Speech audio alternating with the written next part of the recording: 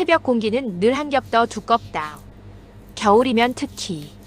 숨을 내뱉을 때마다 입김이 나 살아있네 하고 먼저 앞질러 나간다. 정우는 셔터를 반쯤 올려둔 채로 가게 안에 들어왔다. 형광등을 켜자마자 하얀 빛이 도마 위로 떨어졌다. 그는 장갑 낀 손으로 도마를 쓸어보고 칼날을 엄지로 아주 살짝 훑었다. 늘 하던 습관이었다. 칼이 무디면 하루가 무뎌진다. 기분도 장사도. 오늘도 춥네. 혼잣말이 냉장고 소음에 묻혀 툭 끊겼다. 정우는 온풍기를 켜놓고 냉장고 문을 열어 고기 상태부터 확인했다. 앞다리살은 결이 촘촘했고 지방은 적당히 박혀 있었다. 보기만 해도 손이 먼저 가는 덩어리였다. 그때 밖에서 발소리가 들렸다. 아직 시장이 제대로 깨어나지도 않았는데 누군가 가게 앞에 멈춰 서는 발소리. 느리고 정확했다. 쓱쓱. 마치 걸음에도 줄자 같은 게 달린 사람처럼. 정우는 고개를 들었다. 반쯤 열린 셔터 틈 사이로 익숙한 모자가 보였다. 그 노인. 만수는 늘 같은 모자를 썼다. 짙은 남색 캡모자. 층이 낡아 살짝 들려있고 안쪽은 땀에 젖은 듯 색이 바랬다. 그는 셔터를 살짝 밀고 들어오면서도 주위를 두리번거리지 않았다. 이 가게가 처음이 아니라는 확신, 아니면 이 가게 말고는 관심이 없다는 무심함. 사장님. 목소리는 작았다. 하지만 이상하게 또렷했다. 정우는 인사 대신 고개만 끄덕였다. 이 시간에 오는 손님은 굳이 쓸데없는 말을 섞지 않는다. 시장에는 그런 암묵적인 룰이 있다. 말이 길어지면 일이 꼬인다. 만수는 장갑도 없이 두 손을 앞에 모았다. 손등은 거칠었고 마디가 굵었다. 손가락 끝은 늘 얼어있는 듯 붉었다. 앞다리살 16. 정우가 잠깐 멈칫했다. 그는 귀가 잘못 들렸나 싶어 한 번 더 확인하듯 되물었다. 네. 만수는 표정 하나 변하지 않고 똑같이 반복했다. 앞다리살 16kg요. 정우는 속으로 또냐 하고 삼켰다. 그리고 바로 계산을 시작했다. 앞다리살을 덩어리째 꺼내 정육점 저울 위에 올리자 숫자가 튀어 올랐다가 내려앉았다. 정우는 손에 익은 동작으로 지방을 조금 덜어내고 결대로 칼을 넣었다. 칼이 살을 가르는 소리가 새벽 공기 속에서 지나치게 선명하게 울렸다. 만수는 그 소리를 듣는 동안 한 번도 시선을 다른 데로 주지 않았다. 고기만 봤다. 오로지 고기만. 정우는 포장을 하며 일부러 물었다. 할아버지, 이거 매일 이렇게 가져가시면 냉동고에 넣어도 감당이 되나? 댁에 큰 냉장고라도. 말끝이 자연스럽게 흐려졌다. 본인도 괜히라는 걸 아는 질문이었다. 그런데도 자꾸 입이 먼저 나간다. 정우는 자기가 그런 성격이라는 걸 미워했다. 만수는 잠깐, 정말 잠깐만 눈을 깜빡였다. 그게 대답의 전부인 것처럼. 꼭 필요합니다. 늘 같은 말. 오늘도 같은 말. 정우는 포장지를 한 겹 더 둘렀다. 핏물이 새면 안 된다는 듯 유난히 꼼꼼하게. 만수는 상자를 받아들자마자 무게를 저울 위에 한 번 더 올렸다. 정우가 내심 설마 했던 것처럼 그는 숫자를 확인한 뒤 고개를 끄덕였다. 16 맞죠? 정우는 웃지도 못하고 예만 했다. 만수는 주머니에서 현금을 꺼냈다. 지폐가 묶여있는 모양새가 이상하게 단정했다. 새 돈처럼 빳빳한 것도 아니고 대충 구겨진 것도 아닌 오래 만져온 돈만이 가질 수 있는 정리된 피로 같은 느낌. 정우가 거스름돈을 건네려 하자 만수는 손을 살짝 들어막았다. 괜찮습니다. 그리고 상자를 끌어안고 나갔다. 문이 닫힐 때 바깥 찬 공기가 잠깐 들어왔다. 정우는 그 틈 사이로 만수의 손목을 봤다. 멍. 어제도 있던 자리. 오늘은 더 진해 보였다. 멍 위로 낡은 의료 팔찌가 삐뚤게 걸려 있었다. 이름이나 병명 같은 걸 적는 플라스틱 팔찌. 병원에서 퇴원할 때 떼지 못하고 나온 사람들 손목에 남아있는 그거. 정우는 본능적으로 고개를 더 빼내 만수의 뒷모습을 봤다. 만수는 바쁘지도 않은데 서두르는 듯 그러나 절대 뛰지는 않는 속도로 골목을 빠져나갔다. 고기 상자를 품에 안고 마치 그 안에 살아있는 무엇이라도 있는 것처럼. 정우는 가게 안으로 다시 들어왔다. 잠시 멍하니 서 있다가 계산대 아래에서 장부를 꺼냈다. 페이지를 넘기자마자 똑같은 숫자가 도배처럼 반복되어 있었다. 16kg, 16kg, 16kg, 그리고 또 16kg. 정우는 펜 끝으로 16의 동그라미를 쳤다.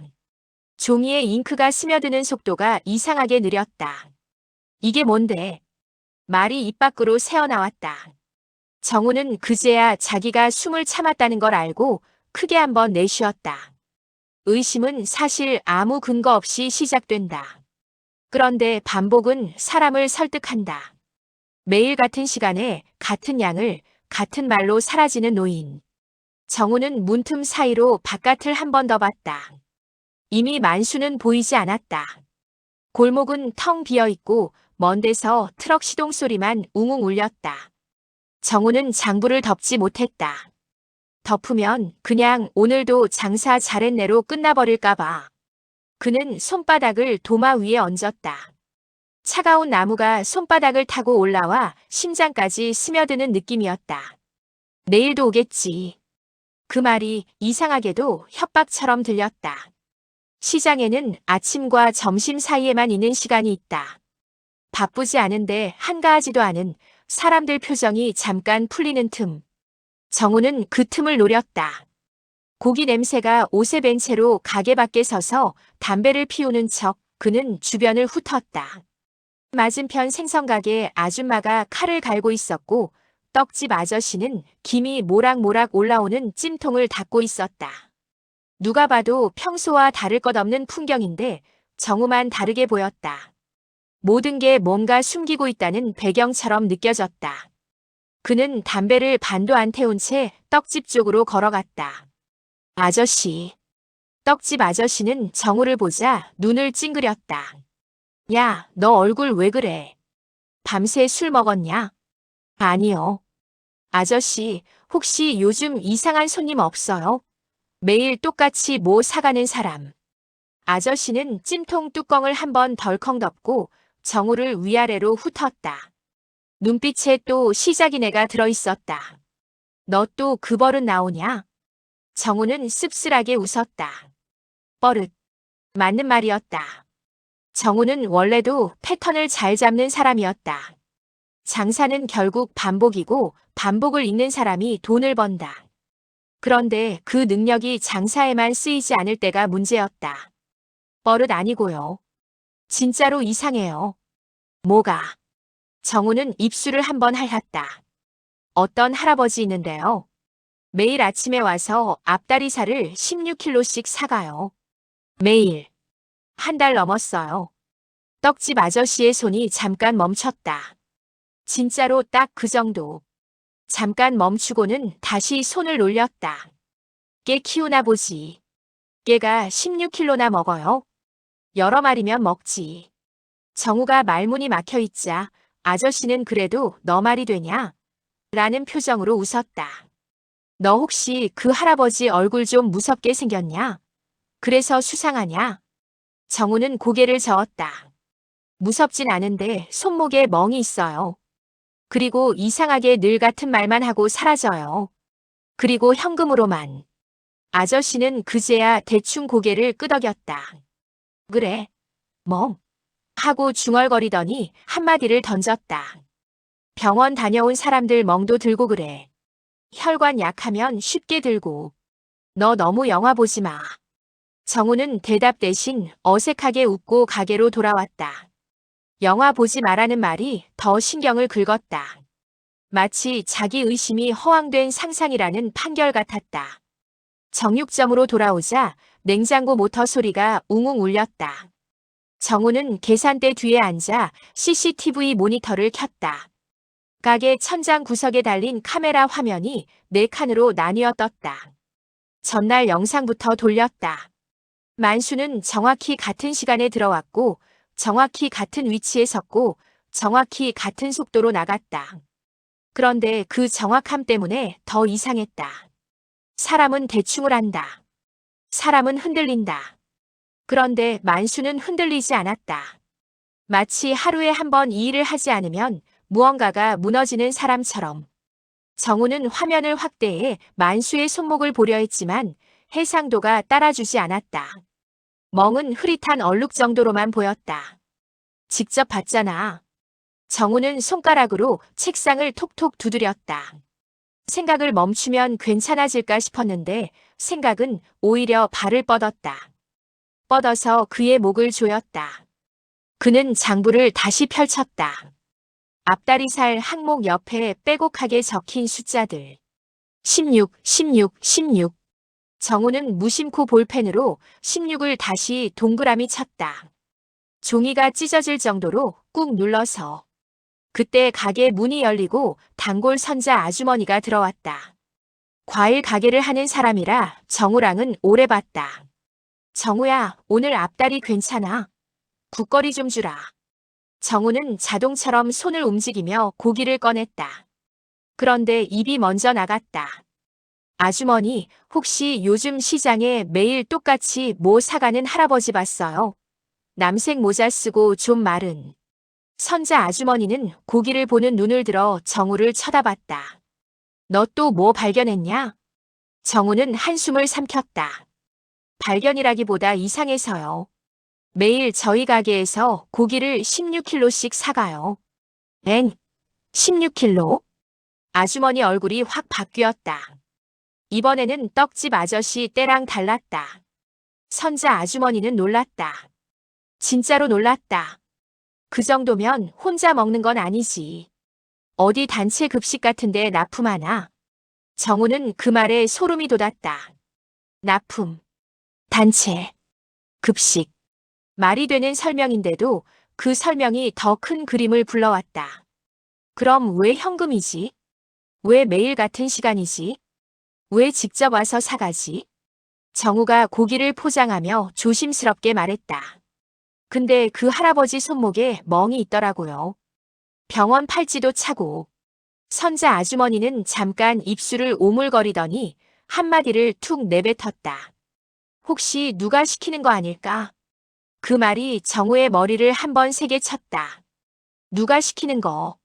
그러니까 만수는 주범이 아니라 손발일 수도 있다. 정우는 비닐을 묶는 손이 순간 멈췄다.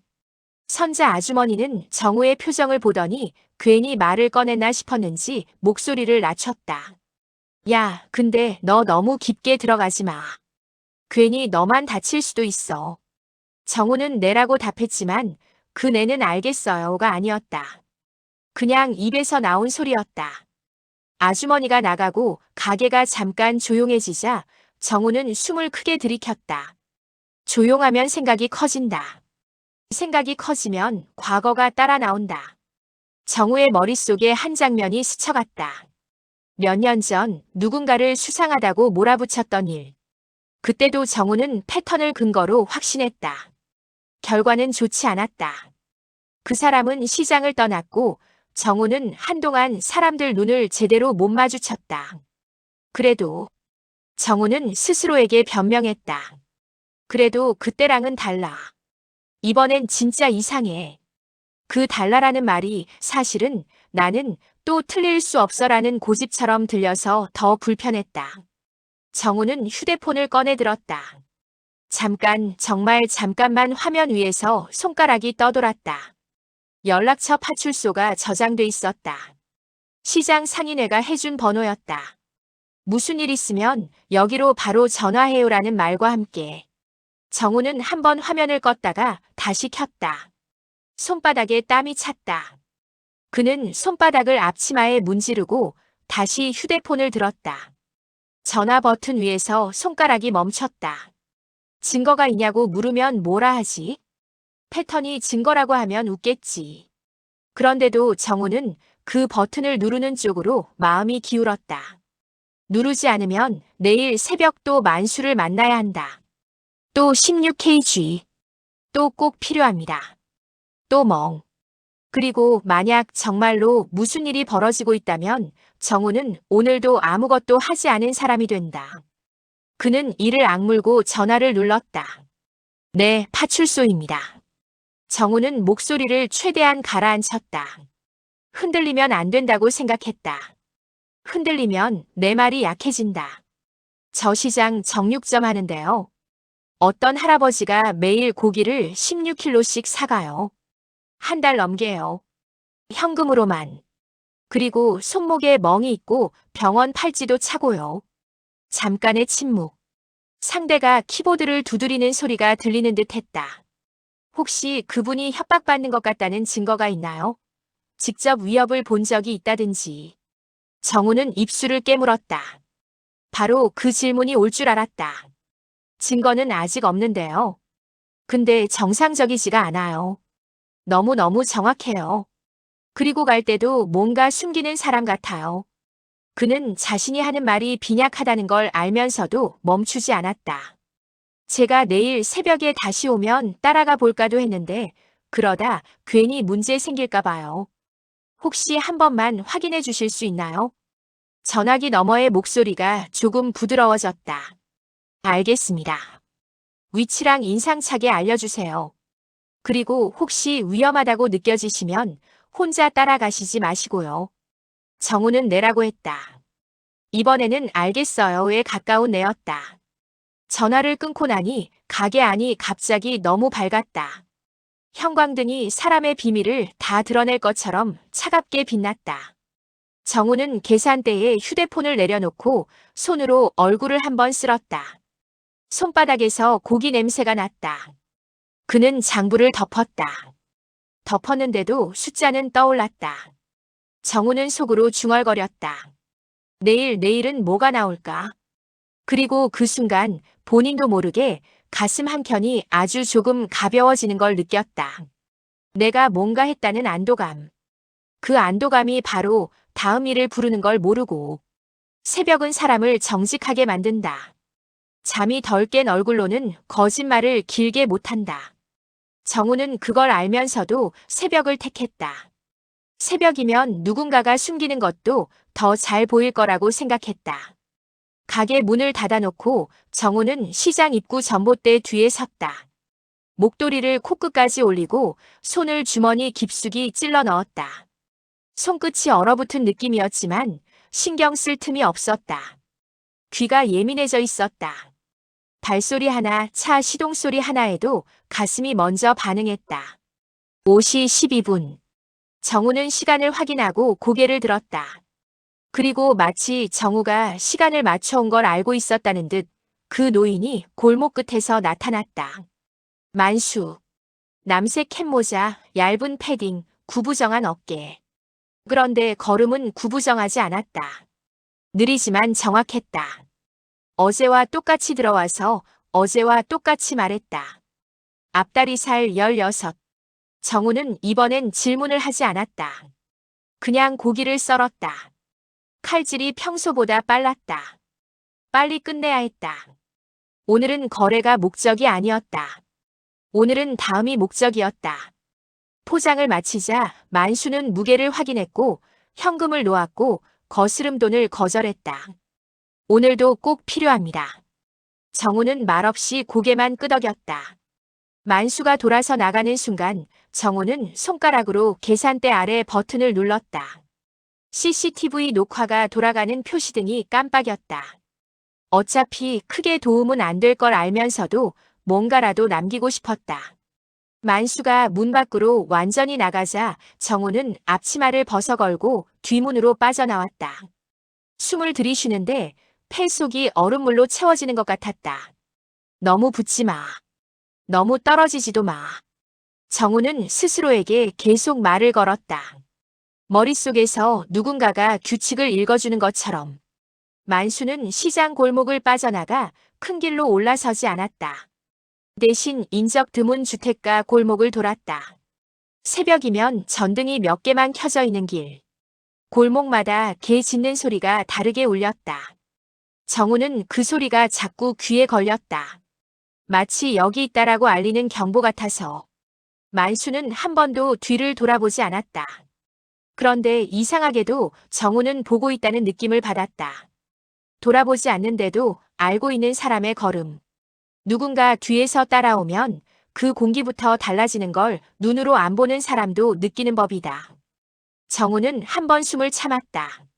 그리고 일부러 발걸음을 늦췄다. 만수와 거리가 조금 벌어졌다. 그 순간 만수가 갑자기 멈췄다. 정우는 심장이 철렁 내려앉았다. 들켰다라는 단어가 머릿속에서 번개처럼 터졌다. 그는 즉시 옆으로 몸을 틀어 주차된 트럭 뒤로 숨었다. 트럭 적재함에서 비닐 타는 냄새 같은 게 났고 차가운 금속이 등 뒤로 느껴졌다. 정우는 숨을 아주 얇게 내쉬며 트럭 사이 틈으로 만수를 봤다. 만수는 멈춰서서 주변을 본 게 아니었다. 그는 상자를 품에 안은 채로 그냥 잠깐 눈을 감고 있었다. 마치 어지러운 사람처럼. 아니면 어디로 가야 할지 스스로를 다독이는 사람처럼. 정우는 그때 만수의 손목을 다시 봤다. 멍이 확실히 보였다. 어제보다 진했다. 그리고 손목을 감싼 팔찌도 여전히 그대로였다. 누가 떼라고 해도 못된 사람처럼. 만수는 눈을 뜨고 다시 걷기 시작했다. 정우는 트럭 뒤에서 나와 발걸음을 맞췄다. 이번엔 더 조심했다. 소리를 죽였다. 누가 봐도 수상한 행동인데 새벽엔 수상한 사람이 잘 보이지 않는다. 그래서 더 위험하다. 골목이 끝나자 작은 공터가 나왔다. 예전에 동네 사람들이 모여서 운동기구를 놓아두던 자리 같은데 지금은 철봉만 덩그러니 남아있었다. 만수는 그 공터를 가로질러 산비탈 쪽으로 난 좁은 길로 들어섰다. 정우는 여기서 망설였다. 여기부터는 진짜 따라가도 되는 건가? 발밑은 아스팔트가 아니라 흙길이었다. 어둠이 더 짙고 바람이 더 세게 불었다. 정우는 휴대폰을 꺼내 화면을 켰다. 화면 위에 파출소 통화 기록이 떠 있었다. 다시 전화할까? 지금 위치를 알려야 하나? 그런데 지금 전화하면 소리가 날 수도 있다. 정우는 휴대폰을 다시 주머니에 넣었다. 손바닥에 땀이 나 있었다. 겨울인데도. 만수는 산길을 오르면서도 숨이 크게 차지 않았다. 오히려 정우가 더 숨이 찼다. 정우는 원망스럽게 자기 몸을 느꼈다. 왜 하필 지금 이렇게 숨이 차냐는 생각이 들 정도로. 조금 더 올라가자 낡은 건물이 보였다. 폐가였다. 벽은 군데군데 무너져 있고 지붕은 비닐 같은 걸로 임시로 덮어놓은 듯 했다. 창문은 깨져 있었고 문은 한쪽 경첩이 삐걱거리며 매달려 있었다. 만수는 그 앞에서 잠깐 멈췄다. 정우는 나무 뒤에 몸을 숨겼다. 나뭇가지가 얼굴을 긁었다. 따끔했지만 손으로 만지지 않았다. 움직이면 들킬 것 같았다. 만수는 주머니에서 열쇠를 꺼냈다. 열쇠고리가 딸랑거리지 않게 손으로 꽉 쥔 채로 문을 조심스럽게 열었다. 그 순간 안쪽에서 소리가 났다. 사람 목소리가 아니었다. 낮고 떨리고 끊기는 숨소리. 어딘가 긁히는 소리. 그리고 울음. 깨가 낑낑거릴 때 내는 소리 같은데 그보다 더 지쳐 있었다. 마치 울 힘도 없어서 목으로만 내는 소리. 정우는 순간적으로 위장이 쪼그라드는 느낌을 받았다. 만수는 안으로 들어가며 상자를 내렸다. 그리고 아주 작게 말했다. 정우는 입모양만 겨우 봤다. 기다렸지. 그 말이 더 무서웠다. 기다린 누군가가 있다는 뜻이니까. 그리고 그 누군가가 사람일 수도 있다는 뜻이니까. 만수가 문을 닫으려는 순간 안쪽에서 무언가가 문틈으로 튀어나오듯 움직였다. 정우는 본능적으로 눈을 크게 떴다. 검은 그림자. 빠르고 낮게 움직이는. 그리고 아주 잠깐 눈이 보였다. 노란빛이 도는 눈. 빛이 아니라 눈 자체가. 어둠 속에서도 정우를 봤다고 확신할 수 있을 만큼 가까운 눈. 문이 닫히며 소리가 끊겼다. 정우는 그 자리에서 얼어붙었다. 손끝이 차가운 게 아니라 몸 안쪽이 차가웠다. 뇌가 움직이지 말라고 명령하는 것 같았다. 그는 숨을 내쉬려다 멈췄다. 숨소리조차 들릴까봐. 폐가 안에서는 다시 소리가 났다. 이번엔 더 분명했다.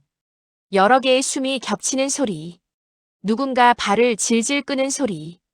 그리고 짧게 날카로운 짖음. 정우는 그제야 깨달았다. 이건 단순히 고기를 많이 사가는 노인 이야기가 아니다. 그는 주머니 속 휴대폰을 꽉 쥐었다.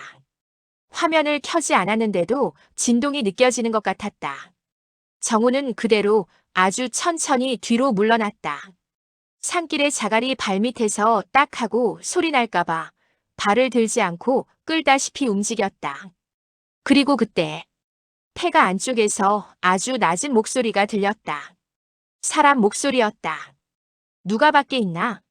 정우의 심장이 정말로 한 박자 멈췄다. 누가 밖에 있나? 그 목소리는 폐가 안쪽에서 나온 게 맞았다. 사람 목소리. 낮고 쉰데 묘하게 힘이 있었다. 정우는 순간 만수가 아니라는 걸 직감했다. 만수는 그런 목소리가 아니었다. 만수의 목소리는 늘 작고 조심스럽고 사라지는 소리였다. 방금 들린 건 사라지지 않는 소리였다. 남겨두는 소리. 정우는 숨을 들이쉬다가 멈췄다. 들이쉬는 것도 소리가 난다. 특히 이렇게 차가운 공기에서는 더. 나뭇가지 사이로 폐가 문틈이 보였다. 어둠 속에선 작은 움직임도 크게 보인다. 정우는 눈을 깜빡이지 않으려고 애썼다. 깜빡이는 순간 뭔가를 놓칠 것 같아서. 문이 삐걱. 정우는 목 뒤가 바짝 굳는 걸 느꼈다. 폐가 문이 아주 조금 열렸다. 그리고 그 틈으로 빛이 새어나왔다. 휴대폰 플래시 같은 짧고 차가운 빛. 누가 손전등을 켠 것이다. 그 빛이 바닥을 훑었다. 쓱쓱 마치 물고기처럼. 정우는 몸을 더 낮췄다. 바닥의 자갈이 무섭다. 손으로라도 잡아 눌러야 할 것 같은데 손을 움직이는 것도 무섭다. 그는 그냥 안 움직였다. 움직이지 않으면 안 들킨다는 믿음은 사실 미신에 가깝지만 사람은 공포 앞에서 미신을 잡는다. 빛이 정우 쪽으로 조금씩 다가왔다. 정우는 머릿속이 이상하게 차분해지는 걸 느꼈다. 여기서 들키면 어떻게 하지? 라는 질문이 아니라 들키면 뭐라고 말해야 하지? 로 생각이 옮겨갔다. 길 잃었어요? 아니, 너무 티난다. 운동하러 왔어요. 새벽에, 산길에, 저 정육점인데요. 그럼 더 이상하다. 빛이 나무 줄기까지 왔다. 딱 그 거리였다. 한 발만 더 오면 빛이 나뭇가지 사이를 뚫고 정우 얼굴을 핥는다. 그때 폐가 안쪽에서 만수의 목소리가 들렸다. 아니요, 바람 소리요. 만수였다. 만수의 목소리는 부정이라기보다 부탁처럼 들렸다. 그러니까 상대에게 그렇게 믿어줘라고 말하는 목소리. 하지만 방금 그 쉰 목소리는 쉽게 물러날 기색이 없었다. 바람. 요즘 바람이 사람 발자국 소리도 내나. 빛이 멈췄다. 잠깐 정지. 그리고 다시 바닥을 훑었다. 이번엔 더 천천히, 더 집요하게. 정우는 속으로 욕이 튀어나왔다. 시하고 시작했지만 끝까지 못했다. 소리로 나올까봐. 그는 아주 조심스럽게 한 발 뒤로 물렸다. 아니, 발을 들지 않았다. 자갈이 딱 하고 울릴까봐. 그냥 발바닥을 땅에 붙인 채로 밀었다. 마치 얼음 위를 미끄러지듯. 그런데 산길은 친절하지 않았다. 발 뒤꿈치가 마른 나뭇잎 더미를 건드렸다. 사각. 정우는 순간 끝났다는 확신이 들었다. 이 정도면 들렸다. 빛이 바로 튀었다. 정우 쪽으로 확 돌아왔다. 정우는 반사적으로 고개를 숙였다. 빛이 나뭇가지 사이로 들어오며 그의 뺨을 스쳤다. 따갑게 차갑게. 거기. 쉰 목소리가 말했다. 거기 누구야? 정우는 그대로 얼어붙었다. 머릿속에서 수십 개의 말이 동시에 튀어나왔는데 그 어떤 말도 입 밖으로 나오지 않았다. 말이 나오면 더 위험해질 것 같았다. 말이 나오면 존재가 확정될 것 같았다. 빛이 더 가까워졌다. 정우는 결국 선택했다. 도망. 그는 몸을 돌려 산길 아래로 미끄러지듯 뛰기 시작했다.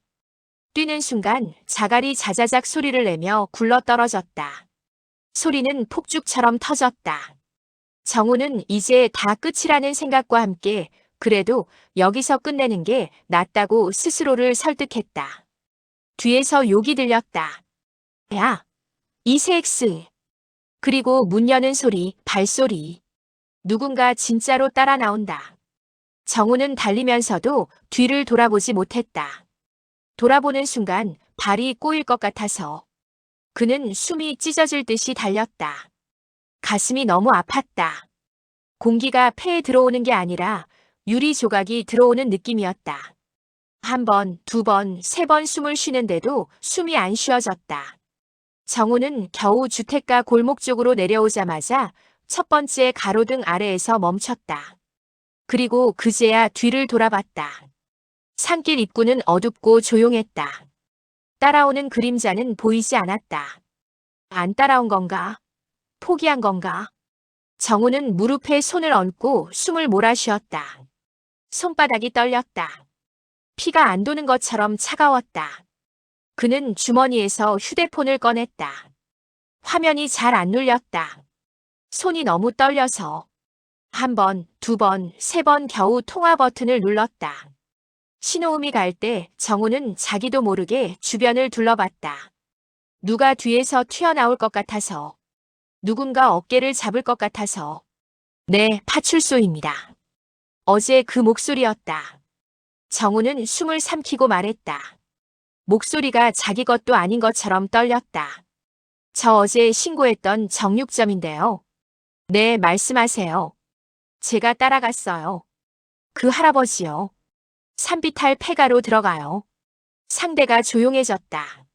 정우는 그 침묵이 무서워서 더 빨리 말을 쏟아냈다. 안에 개소리 같은 게 나요. 여러 마리. 그리고 사람 목소리도 들렸어요.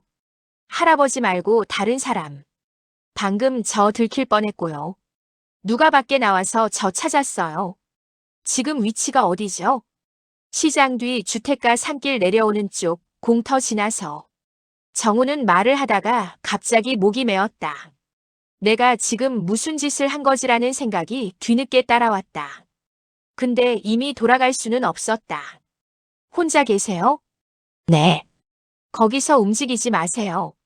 그리고 절대 다시 산길로 올라가지 마시고요. 정우는 웃음도 안 나왔다. 다시 올라가라고 해도 못 올라간다는 말을 대신 내라고만 했다. 전화를 끊자마자 손이 축 늘어졌다. 정우는 휴대폰을 쥔 채로 가로등 아래에 서 있었다. 빛이 머리 위에서 떨어지는데도 어둠이 더 가까웠다. 그때 골목 끝 산길 방향에서 누군가 걸어 내려오는 그림자가 보였다. 정우는 심장이 또 한 번 떨어지는 걸 느꼈다. 그 그림자는 느렸다. 하지만 방향이 정확했다. 마치 정우가 여기 있다는 걸 아는 것처럼.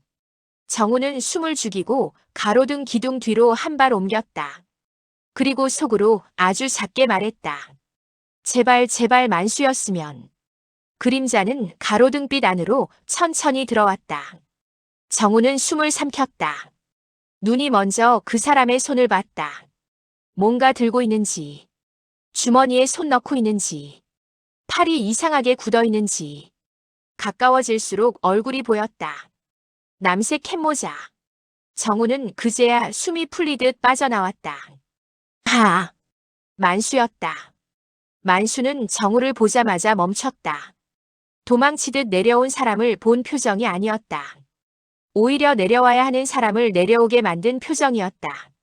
정우는 그게 더 기분 나빴다. 마치 모든 걸 알고 있는 사람처럼. 만수는 정우를 한번 훑어봤다.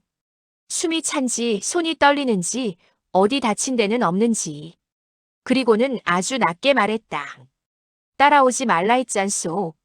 정우는 말이 바로 안 나왔다. 머릿속에서는 당신이 뭘 안다고라는 말이 올라왔는데 입 밖으로는 다른 게 나왔다. 안에 다른 사람이 있어요. 만수의 눈이 아주 잠깐 흔들렸다. 정말 아주 잠깐이라서 정우가 아니면 못 봤을 만큼. 만수는 그 흔들림을 바로 감추고 고개를 살짝 돌렸다. 산길 쪽을 봤다. 바람 소리요? 아니요. 사람 목소리였어요. 정우가 이번엔 확실하게 말했다. 자기 목소리가 이렇게 단단해질 수 있다는 게 낯설었다. 정우는 자신도 모르게 한 발 앞으로 나갔다가 다시 멈췄다. 만수가 한 발 더 다가오지 말라는 듯 손바닥을 살짝 들어 보였기 때문이다. 사장님. 만수는 처음으로 정우를 사장님이라고 불렀다. 늘 가게에서는 그냥 사장님이 아니라 거래의 대상처럼 말을 짧게 했는데 지금은 사람이 사람을 붙잡는 목소리였다. 지금은 모르는 게 나아요. 정우는 웃음이 날 뻔했다. 모르는 게 낫다? 이미 여기까지 왔는데. 이미 신고했고 따라갔고 들킬 뻔했고 누군가가 거기 누구야라고 불렀는데. 정우는 만수의 손목을 봤다. 멍. 가까이서 보니 단순한 멍이 아니었다. 누가 손목을 꽉 잡았다 놓은 자국처럼 손가락 모양이 남아있었다. 정우가 입술을 깨물었다. 그 멍 누가 그랬어요? 만수는 대답하지 않았다. 대신 아주 느리게 숨을 내쉬었다. 대답 대신 내쉬는 숨. 그 자체가 말하면 더 위험해라는 뜻처럼. 그때 골목 반대편에서 자동차 불빛이 번쩍였다. 사이렌은 아니었다. 조용한 경광등. 소리 없이 빛만 도는. 정우는 그 빛을 보자마자 무릎이 풀릴 뻔했다. 차가 멈추고 문이 열렸다. 여기요. 정육점 사장님. 서윤이었다. 야간 점퍼를 걸치고 뛰어오는데도 얼굴은 차분했다. 차분한 척이 아니라 진짜 차분했다. 그런 사람은 상황을 더 무섭게 만든다. 이 정도는 진짜 일이다라는 느낌을 주니까. 정우는 서윤을 보자마자 말이 쏟아졌다. 저기요, 진짜로요. 안에 개 소리도 나고 사람 목소리도 있었어요. 누가 밖으로 나오려고 했고 제가. 알겠어요. 서윤은 정우 말을 중간에서 끊지 않았다. 다만 손을 한번 들어 정우를 뒤로 물렸다. 본능적으로 뒤로 밀어낸 동작. 뽀호. 서윤의 시선이 만수에게 옮겨갔다. 선생님이 만수 어르신이시죠? 만수는 서윤을 똑바로 봤다. 겁먹은 사람의 눈이 아니었다. 체념한 사람의 눈도 아니었다. 오히려 준비된 사람의 눈이었다. 올게 왔다는 듯한. 만수는 고개를 한번 끄덕였다. 그렇소. 서윤은 짧게 숨을 들이켰다. 지금 이 시간에 저 위쪽 폐가에 선생님 말고 다른 사람이 있습니까? 만수는 망설이지 않았다. 그리고 정우는 그게 더 무서웠다. 망설임이 없다는 건 대답이 준비돼 있다는 뜻이니까. 없소. 정우가 즉시 끼어들었다. 있었어요. 누가 거기 누구야라고 했어요. 진짜로. 서윤은 정우를 한번 보더니 다시 만수를 봤다. 그리고 이번엔 질문을 바꿨다. 법률 같은 말이 아니라 사람한테 하는 말로. 어르신 손목 멍, 누가 잡았어요? 만수의 입가가 아주 조금 떨렸다. 그 떨림이 나 때문이 아니다라고 말하는 것 같았다. 그런데 만수는 결국 고개를 저었다. 넘어졌소. 서윤은 한 박자 더 기다렸다. 그럼 폐가 안에 있는 건 뭡니까? 만수는 시선을 아래로 떨어뜨렸다. 그리고 아주 작게 말했다. 애들. 정우는 그 한 단어에 속이 쿵 내려앉았다. 애들이라고 부를 때의 온도는 물건을 말할 때랑 완전히 다르다. 그 애들이 사람이든 동물이든 만수에겐 살아있는 존재였다. 서윤은 짧게 고개를 끄덕였다. 그리고 무전기를 꺼냈다. 현장 확인 필요합니다. 단 소리 없이. 자극 금지. 무전기에서 확인이라는 답이 돌아왔다. 정우는 서윤의 옆구리를 붙잡듯 다가갔다. 저도 같이. 안 돼요. 서윤이 단호하게 잘랐다. 사장님은 지금 손 떨리는 것부터 멈추세요. 올라가면 더 위험해집니다. 정우는 뭐라고 반박하려다가 진짜로 자기 손이 떨리는 걸 깨닫고 말문이 막혔다. 손이 떨려서가 아니라 자기가 지금 필요한 사람이 아니라는 사실이 싫어서. 서유는 만수에게 말했다. 어르신, 저희가 같이 올라가서 확인하겠습니다. 거짓말이면 거짓말대로, 사실이면 사실대로 절차대로 갑니다. 만수는 잠깐 눈을 감았다. 눈을 감는 시간이 길지 않았는데 그 짧은 순간이 정우에겐 이상하게 길게 느껴졌다. 만수가 눈을 뜨고 말했다. 절차대로 하면 늦소. 서윤이 눈썹을 아주 조금 올렸다. 뭐가 늦습니까? 만수는 대답 대신 산길 쪽을 봤다. 그 시선이 너무 무겁고 너무 명확해서 서윤도 따라 산길을 쳐다봤다. 그리고 그때 산길 위쪽에서 아주 멀리서 짧고 날카로운 지짐이 한 번 터졌다. 낑하는 약한 소리 말고 진짜로 경고처럼 튀어나오는 소리. 정우의 피부가 다시 바짝 서늘해졌다. 서윤의 표정도 변했다.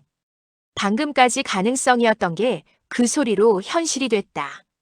서윤은 즉시 결정을 내렸다. 올라갑니다. 어르신은 여기 계세요. 만수는 고개를 저었다. 나도 가야 하오. 내가 없으면 애들이 더 난리나. 서윤은 잠깐 고민했다. 그 고민은 길지 않았다. 현장은 늘 고민을 짧게 만들었다. 좋습니다. 대신 제 말대로만 하세요. 만수는 그 말에 고개를 끄덕였다. 그제야 만수의 어깨가 조금 내려앉는 것 같았다. 서윤은 정우를 돌아봤다.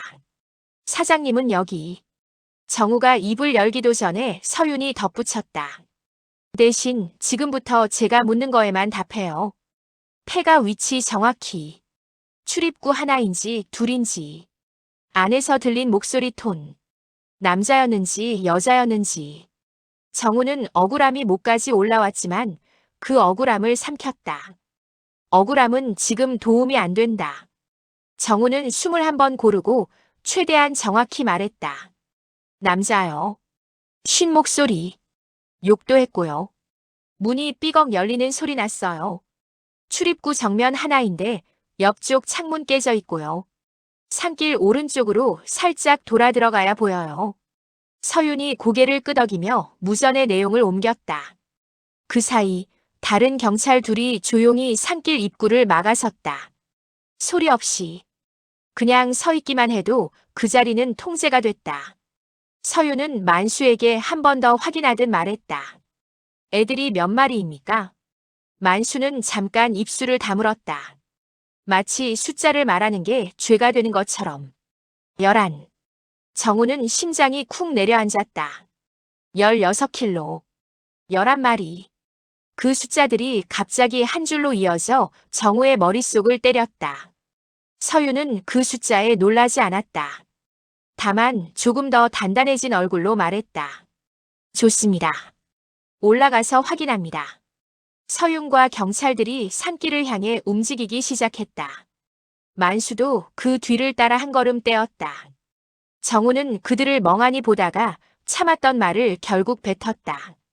만약에 진짜로 다른 사람이 있으면요. 서윤이 뒤돌아보지 않은 채로 말했다. 그럼 그 사람부터 떼어내고 애들부터 살립니다. 그 말이 이상하게 차가우면서도 뜨거웠다. 정우는 그 말에 목이 잠깐 막혔다. 살립니다라는 단어가 이렇게 현실적으로 들린 적이 없었다.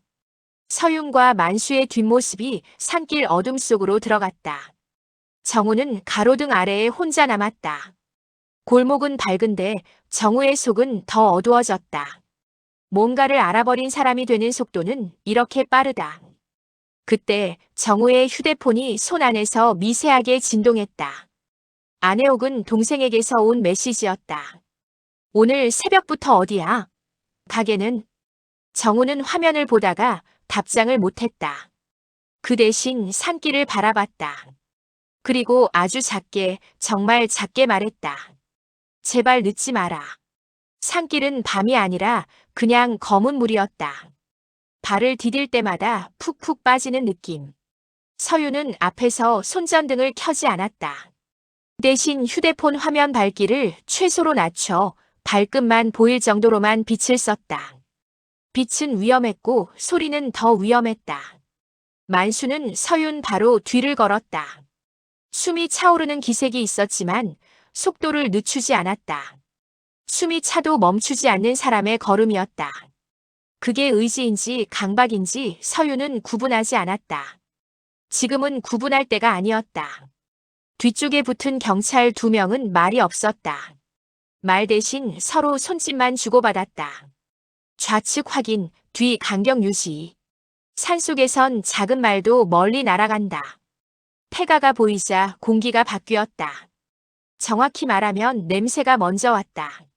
젖은 담요 냄새, 오래된 소변 냄새, 약 냄새, 그리고 핏물 냄새가 아주 희미하게 섞여 있었다.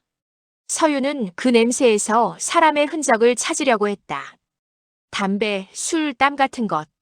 그런데 이상하게도 사람 냄새가 진하게 나지 않았다. 대신 들렸다. 낮은 숨소리들이 겹쳐진다. 하나가 아니라 여럿. 숨이 끊기는 소리, 낑낑거리는 소리, 목구멍 깊은 데서 떨리는 소리. 만수가 서윤의 팔꿈치를 아주 살짝 잡았다.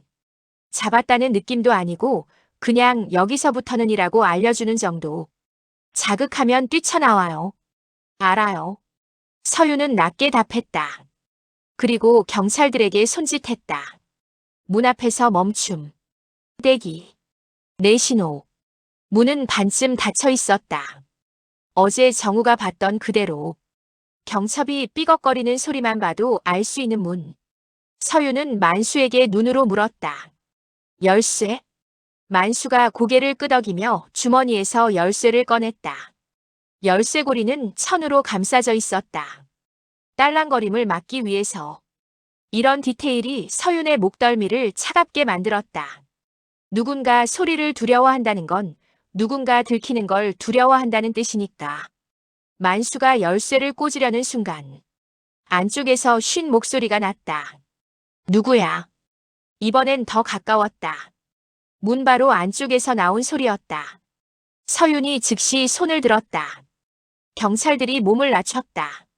만수는 열쇠를 꽂은 채로 손이 멈췄다. 숨도 멈춘 것 같았다. 말했잖아, 바람이라고. 만수가 아주 작게 말했다. 그 목소리는 설득이 아니라 기도였다. 쉰 목소리가 비웃듯 코웃음을 쳤다. 바람이 열쇠도 따냐? 그리고 발소리. 문 쪽으로 다가오는 발소리. 뭔가 끌리는 소리까지 섞였다. 쇠사슬, 금속. 모르겠지만 그 소리만으로도 정우가 느꼈던 공포가 무슨 건지 서윤은 이해했다.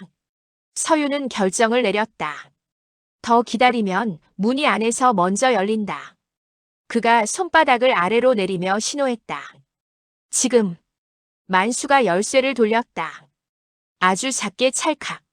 서윤이 문고리를 잡는 순간 안쪽에서 문을 밀어내는 힘이 느껴졌다.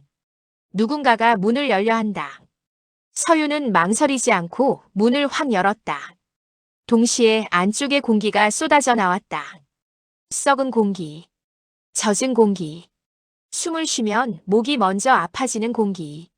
그리고 그 공기 속에서 철장들이 보였다. 담요, 물그릇, 비어있는 사료통, 약통, 주사기 포장지, 그리고 구석구석 눈동자들.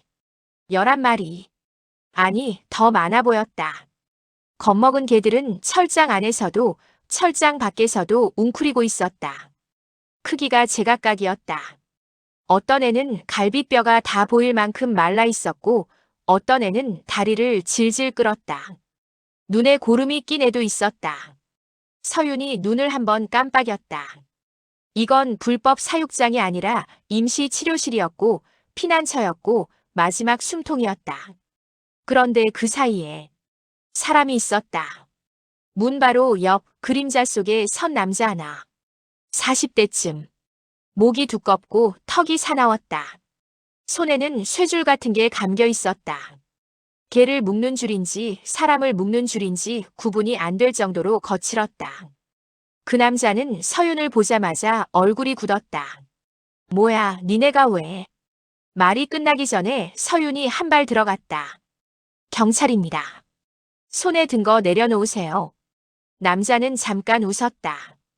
억울해서 웃는 게 아니라 우습다는 웃음이었다. 경찰, 여길 왜 와? 여긴. 서윤이 다시 말했다. 내려놓으세요. 그때였다. 철장 안쪽에서 가장 큰 개가 갑자기 일어났다. 문이 열릴 때 들어온 찬 공기와 낯선 냄새, 낯선 발소리. 모든 게 한꺼번에 자극이 되는지 그 개가 크게 짖었다. 컹. 그 한 번의 짖음이 도미노를 밀었다. 낑낑낑. 짖음이 번지고 철장이 흔들리고 담요가 뒤집혔다. 개들은 공포에 밀려 서로를 밀쳤고 어떤 애는 철장 문틈을 긁어댔다. 만수가 참지 못하고 앞으로 나섰다. 괜찮아. 괜찮아. 그는 개들에게 말을 걸었다. 사람에게가 아니라 애들에게. 목소리가 낮아지자 몇 마리가 잠깐 멈칫했다. 하지만 이미 늦었다. 공포는 한 번 튀면 말로 붙잡히지 않는다. 남자가 그 틈을 타 뒤로 물러났다. 문 반대편 작은 뒷문 쪽이었다. 서윤이 그를 보자마자 경찰 한 명에게 손짓했다. 저 사람부터. 경찰이 뛰는 순간 남자가 악다구니를 썼다. 야, 늙은이 때문에 이 난리 났잖아. 다 내 돈이었어. 만수의 얼굴이 확 굳었다. 그 말에 정답이 있었다. 돈이라는 단어가 이 장소에 왜 사람이 끼어 있는지 설명해줬다. 서윤이 만수에게 낮게 말했다. 어르신, 저 사람 누구예요? 만수는 입술을 꽉 물었다. 말하면 끝이라는 얼굴. 예전 거기 사람이요. 거기? 만수의 눈이 흔들렸다. 그게 농장. 그 한 단어가 폐가 안의 공기를 완전히 바꿔버렸다. 남자는 뒷문으로 도망치려다 경찰에게 팔이 잡혔다. 남자가 팔을 뿌리치며 소리쳤다. 이것들 다 내 거라고. 너네가 뭔데? 그 소리 때문에 개들이 더 날뛰었다. 철장 하나가 넘어졌고 문이 제대로 잠기지 않은 작은 철장이 탁 하고 열렸다. 그 순간 한 마리가 튀어나왔다. 작고 검은 애. 눈만 크게 떠서 공포로만 움직이는 애. 그 애가 서윤 옆을 스치듯 뛰쳐나갔다. 문 밖 산길로 그대로. 나갔다. 경찰이 외치려다 말았다. 외치면 더 나간다. 서윤이 이를 악물었다. 문 닫아. 뛰지 마. 뛰면 더 자극해. 하지만 이미 두 마리가 더 밖으로 튀었다. 문은 넓고 공포는 더 넓다. 만수가 그 자리에서 주저앉았다. 안 돼. 그 한마디는 절망이 아니라 죄책감의 습관이었다. 평생 그렇게 말하며 많은 걸 놓쳤던 사람처럼. 서윤은 그를 잠깐 바라봤다. 그리고 바로 고개를 돌렸다. 지금은 만수의 죄책감을 다룰 시간이 없다. 지금은 애들부터. 어르신, 여기서 애들 진정시켜요. 목소리 낮게. 가까이 가지 말고. 만수는 눈물인지 땀인지 모를 것이 눈가에 맺힌 채로 고개를 끄덕였다.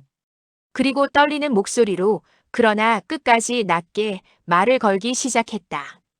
괜찮아, 괜찮아, 여기 있어, 여기. 서윤은 경찰들에게 지시했다.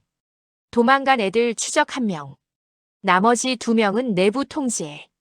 저 남자 체포. 남자는 끌려가며 끝까지 악을 썼다. 늙은이 너. 너 때문에 다 망했어. 너만 조용히 있었으면. 그 말에 만수가 고개를 들었다. 눈이 붉게 충혈돼 있었다.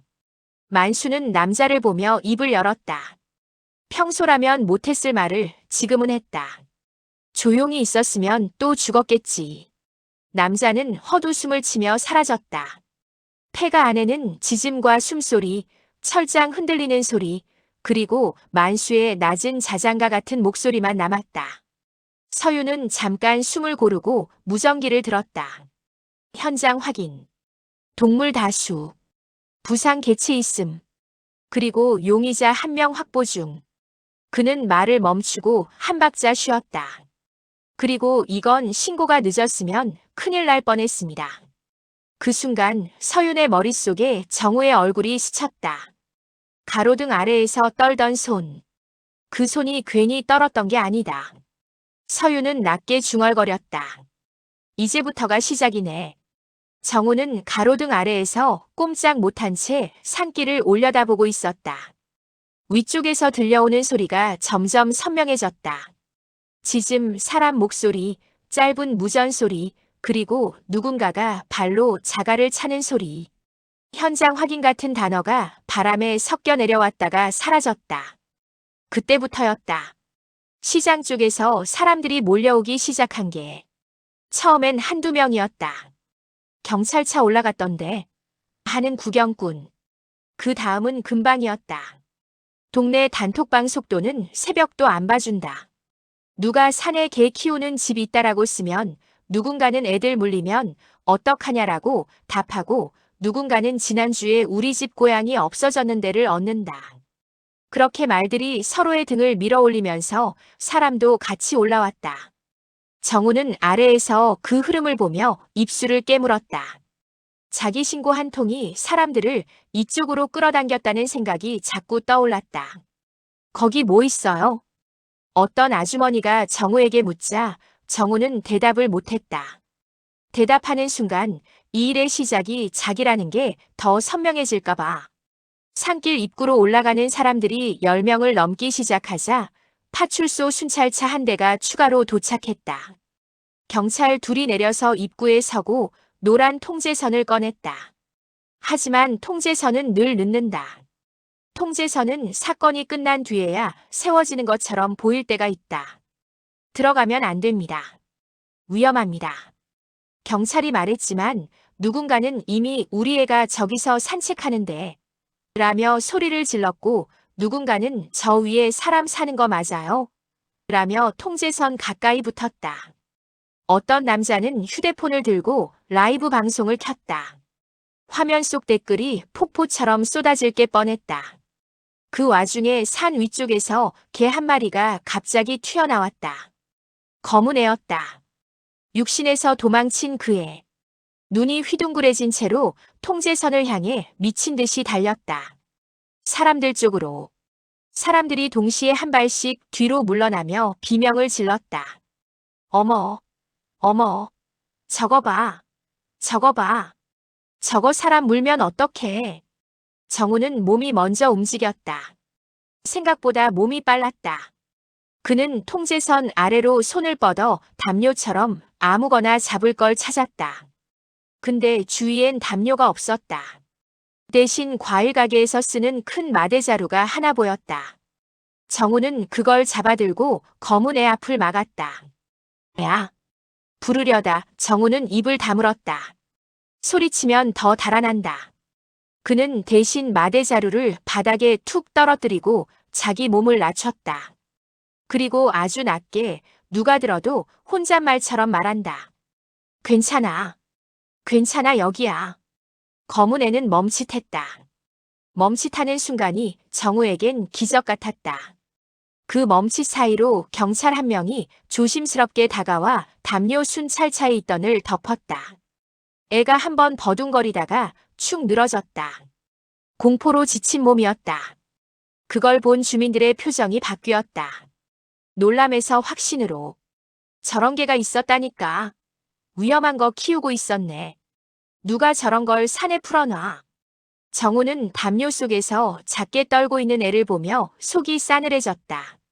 저 아이는 위험해서 뛰어든 게 아니라 무서워서 뛰어든 건데. 하지만 사람들은 무서움을 위험으로 바꿔버린다. 그게 사람이다. 그때 산 위쪽에서 서윤이 내려왔다. 얼굴에 먼지가 묻어 있었고 눈이 더 단단해져 있었다. 뒤로는 경찰 2명이 용의자처럼 보이는 남자를 팔 꺾어 끌고 내려왔다.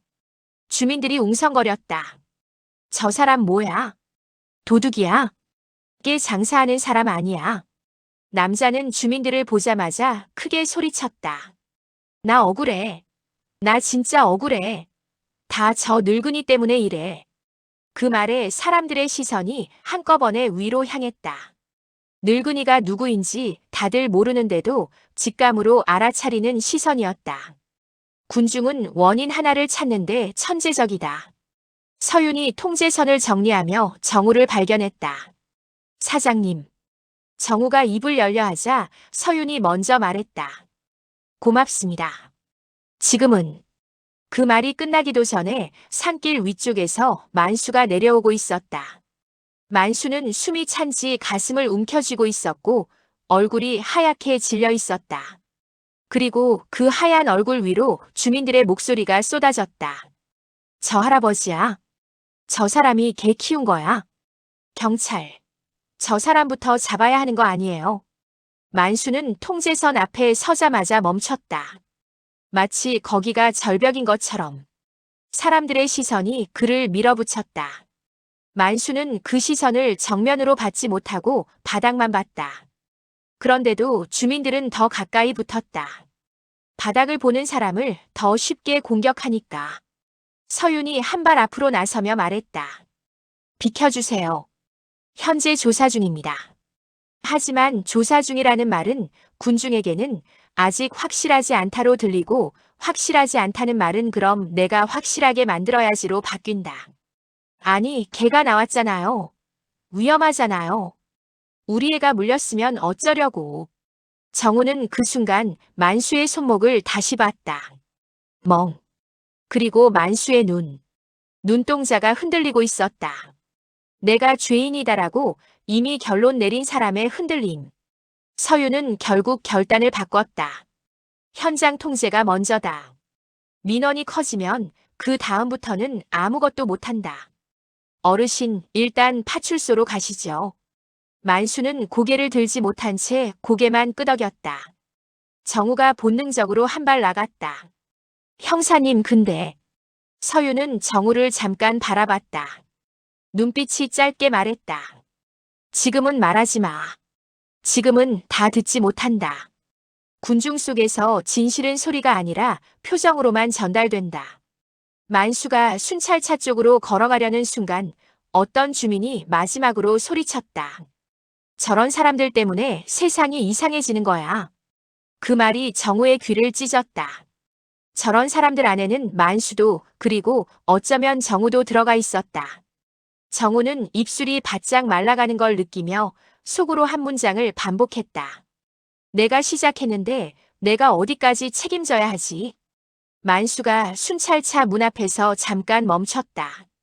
그리고 아주 작게 정우 쪽을 봤다. 눈이 마주쳤다. 그 짧은 눈빛에는 말이 없었는데도 이상하게도 정우는 들었다. 늦지 않게 해줘. 순찰차 문이 닫히며 그 눈빛도 같이 닫혔다. 서윤은 무전을 받으며 정우에게 다가왔다. 사장님, 지금부터가 더 중요해요. 정우는 목이 꽉 막힌 채로 겨우 물었다. 애들은요? 애들은 어떻게 돼요? 서윤이 잠깐 고개를 돌려 산을 봤다. 그리고 대답했다. 절차대로 하면 쉽지 않을 겁니다. 그 말이 정우의 가슴을 쿵 내려앉혔다. 절차라는 단어가 처음으로 안전이 아니라 위협처럼 들렸다. 파출소 조사실은 이상하게도 따뜻했다.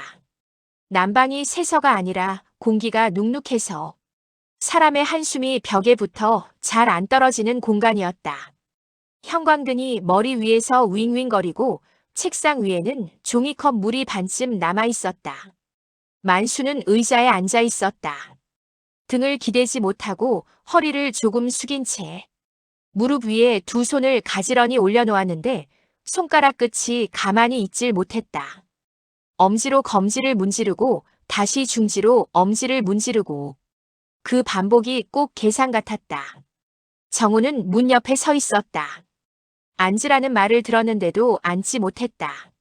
앉는 순간 자기가 구경꾼이 되는 것 같아서 서윤은 맞은편에 앉아 기록지 한 장을 펼쳐놓고 있었다. 펜을 들고 있지만 바로 쓰진 않았다. 사람을 먼저 봤다. 성함은 만수 맞으시죠? 만수가 고개를 끄덕였다. 서윤이 목소리를 낮췄다. 경찰서에서 목소리를 낮추는 건 친절이라기보다 상황을 폭발시키지 않겠다는 선택이었다. 폐가에서 발견된 개들이요.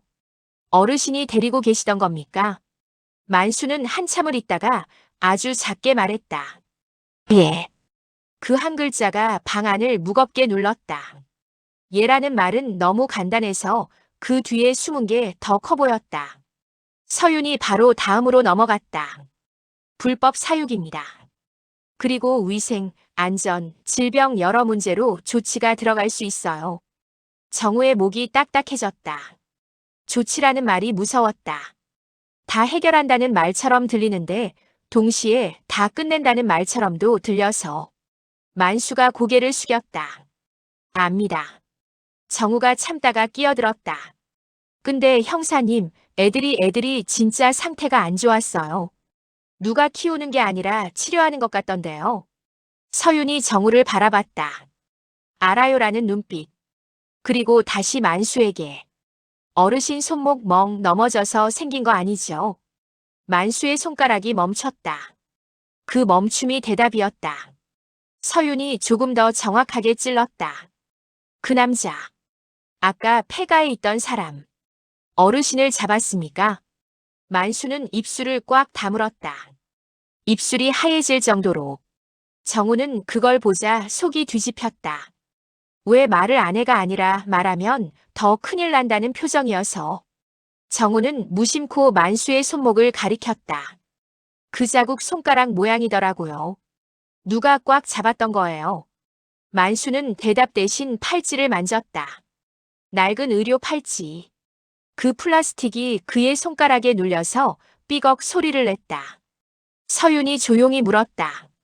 그 팔찌 병원에서 나온 건가요? 만수는 그제야 아주 작게 웃었다. 웃음이라고 하기엔 너무 얇고 너무 짧았다. 예. 정우는 그 순간 이상한 감각이 들었다. 이 사람 시간이 많지 않다는 감각. 이유는 모르겠는데 그냥 그렇게 느껴졌다. 눈밑이 푹 꺼져 있고 숨을 들이쉴 때마다 가슴이 한 번씩 걸렸다. 서윤은 기록지에 한 줄을 적었다. 그리고 펜을 내려놓고 이번에는 질문을 바꿨다. 더 이상 법의 질문이 아니라 사람의 질문으로. 왜요? 만수가 고개를 들지 않았다. 서윤이 다시 말했다. 왜 그 많은 개들을 어르신 혼자서 거기서. 정우는 숨을 삼켰다. 이 질문은 정우도 알고 싶었다. 아니, 알고 싶다기보다 확인하고 싶었다. 자기 의심이 틀렸다는 걸. 혹은 틀린 게 아니라면 왜 그런지라도. 만수는 오래도록 대답하지 않았다. 침묵이 길어질수록 조사실의 형광등 소리가 더 크게 들리는 것 같았다. 그리고 결국 만수가 입을 열었다. 나는. 목소리가 떨렸다. 만수는 말을 하면서도 마치 어디선가 누가 듣고 있을까봐 두려워하는 사람처럼 주변을 한번 훑었다. 그러다 정우를 봤다. 정우를 보는 눈이 이상했다. 미워하는 눈도 고마워하는 눈도 아닌 결국 너도 알게 됐구나 하는 눈. 나는 젊을 때 개농장 일을 했소. 정우는 눈을 깜빡였다. 서윤의 표정은 바뀌지 않았지만 눈빛이 조금 더 깊어졌다.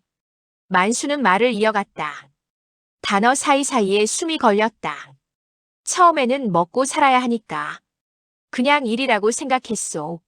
줄 주고 먹이고 청소하고 그게 다인 줄 알았지. 만수의 손가락이 다시 움직이기 시작했다. 이번엔 계산이 아니었다. 떨림을 붙잡는 움직임이었다. 근데 어느 날부터인가 애들이 나를 봤소. 사람이 사람을 보듯이. 그 말이 조용히 떨어졌다. 정우는 갑자기 목이 뜨거워졌다. 울컥하는 게 올라왔는데 지금 울면 안 된다. 울면 이건 드라마가 된다. 그런데 이건 만수의 삶이었다. 만수는 짧게 숨을 들이쉬었다. 그 뒤로는 잠을 못 잤소. 눈 감으면 소리가 들려. 낑낑거리는 소리. 쇠창살 긁는 소리. 내가 해놓고도 내가 못 듣겠더라고. 서윤이 조용히 물었다. 그럼 지금 폐가의 개들은 어르신이 직접 구조한 겁니까? 만수는 고개를 끄덕였다. 농장이 정리된다고 했소. 정리라는 말 알지요. 그 말이 나오면 애들은 끝이요. 정우의 머릿속에 순간 숫자가 박혔다. 정리, 절차, 좋지. 다 같은 계열의 말이었다. 깨끗하게 끝낸다는 말들. 만수가 말을 이었다. 나는 그때 돈을 받았소. 그걸로 자식 공부도 시켰고 집도 지켰고 나는 그렇게 살았소. 그는 잠깐 멈췄다. 목이 메인 게 아니라 말할 자격을 스스로 꺼버리는 멈춤이었다. 근데 어느 날 병원에서 말하더군. 오래 못 산다고. 정우는 숨을 들이쉬다 멈췄다. 아까 느낀 감각이 확실해졌다. 이 사람 정말 시간이 없었다. 만수는 팔찌를 쳐다봤다. 그날부터 머릿속이 조용해졌소. 이상하지. 죽는다는 말 듣고 오히려 조용해져. 그 조용함이 결심으로 바뀌었다는 게 느껴졌다. 그래서 마지막으로 애들만이라도 살려놓고 싶었소. 정우는 자기도 모르게 물었다. 그래서 매일 16kg요? 만수는 그 질문에 처음으로 정우를 똑바로 봤다. 그리고 아주 낮게 너무 담담하게 말했다. 11마리. 정우의 심장이 쿵 내려앉았다. 큰애 둘, 중간 셋, 작은 애 6. 상태가 다 다르니 하루에 필요한 양이 달라. 약 먹는 애는 단백질을 더 줘야 하고. 만수는 그걸 설명할 때만큼은 흔들리지 않았다. 죄책감도 두려움도 잠깐 옆으로 밀어두고 살리기 위한 계산만 남은 사람처럼. 앞다리살이 제일 싸고 기름이 적당해서 소화가 덜 힘들어. 그 말이 너무 현실적이라서 정우는 더 아팠다. 만수의 속죄는 거창한 기부나 선언이 아니었다. 매일 고기 16kg. 그 무게만큼 매일의 시간을 버티는 일. 서윤이 조용히 물었다. 그 남자는 왜 거기 있던 거죠? 만수의 눈이 잠깐 꺼졌다. 빛이 사라지는 느낌. 돈. 만수는 거의 속삭였다. 내가 애들 데려간 거 알았소. 그래서 와서 말했소. 조용히 하면 넘어가겠다고. 근데 고기는 계속 필요했으니 들킬 수밖에. 만수는 손목을 살짝 들어보였다. 멍이 더 분명해졌다. 말 안 들으면 애들 데리고 가겠다고. 정우의 속에서 뭔가가 뚝 끊어졌다. 그동안 정우는 만수는 수상하다는 결론에서 출발했는데 지금은 완전히 반대였다. 만수는 수상한 게 아니라 쥐어짜이고 있었다. 마지막 힘까지. 정우는 참다가 결국 말했다. 제가 신고한 거. 말이 끝까지 안 나왔다. 제가 망쳤네요 라는 말이 혀끝까지 왔는데 그 말은 너무 잔인했다. 만수한테도 자기한테도. 만수는 정우를 한참 보더니 뜻밖에도 화를 내지 않았다. 대신 아주 작은 고개짓을 했다. 괜찮다가 아니라 이미 벌어진 일이다라는 고개짓. 서윤이 다시 현실로 돌아왔다. 어르신, 법적으로는 문제가 큽니다. 임시보호든 뭐든 절차 없이 관리하면 동물들도 위험하고 사람도 위험해요. 정우가 숨을 크게 내쉬었다. 절차가 또 나왔다. 근데 지금 정우 귀에는 이렇게 들렸다. 절차대로 하면 늦는다. 정우는 결국 고개를 들고 서윤을 봤다. 형사님, 지금 절차대로 하면 애들 어떻게 돼요? 서윤이 바로 답하지 못했다. 그 침묵이 답이었다. 보호소는 꽉 차 있고 절차는 느리고 문제 개체라는 딱지는 빠르다. 정우는 그걸 너무 잘 알았다. 시장에서 정리라는 말이 얼마나 빠른지 봐왔으니까. 정우는 입안이 바짝 말랐다. 그럼 지금 필요한 건요? 서윤이 정우를 바라봤다. 그리고 아주 낮게 딱 필요한 말만 했다. 합법적인 인계처가 필요해요. 보호단체든 병원이든 당장 받아줄 곳. 정우는 숨을 한번 삼켰다. 머릿속에 시장 사람들 얼굴이 스쳤다. 트럭 기사, 동물병원, 새벽에도 문 여는 작은 병원, 예전에 길고양이 치료해준 수의사 연결할 수 있는 고리들이 하나씩 떠올랐다. 그리고 정우는 그 순간 자기 목표가 바뀌는 걸 느꼈다. 잡아내는 게 아니라 살리는 쪽으로. 정우가 만수를 봤다. 만수는 고개를 숙인 채로 손가락으로 여전히 무언가를 계산하고 있었다. 아니, 계산하는 척하며 무너지는 걸 버티고 있었다. 정우는 입을 열었다. 어르신 제가 도울게요. 만수가 고개를 들었다. 눈이 붉었다. 근데 울지는 않았다. 울면 안 된다는 사람처럼 버텼다. 정우는 더 확실히 말했다.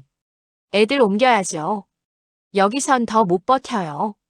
제가 연결할 사람들 있어요. 서윤이 정우를 보며 짧게 고개를 끄덕였다. 그 고개는 좋다가 아니라 이제부터 진짜 위험해진다는 동이었다.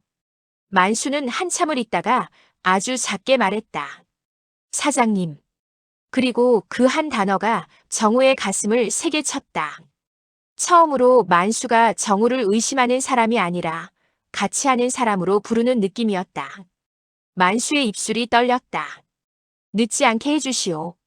정우는 대답 대신 고개를 크게 끄덕였다. 말로 하면 무너질 것 같아서. 대신 마음속으로만 말했다. 이번엔 내가 끝까지 간다. 정우는 파출소에서 나오자마자 숨을 크게 들이쉬었다.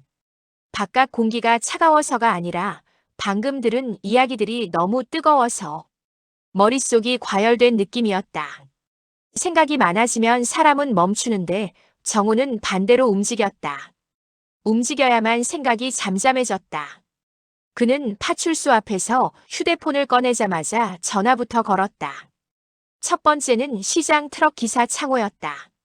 새벽에 집 나르는 사람은 새벽에 전화해도 욕하지 않는다. 대신 조건을 묻는다. 창호 형, 나정우. 지금 트럭 가능해? 뭐 싣는데? 철장. 그리고 살아있는 애들. 잠깐 정적.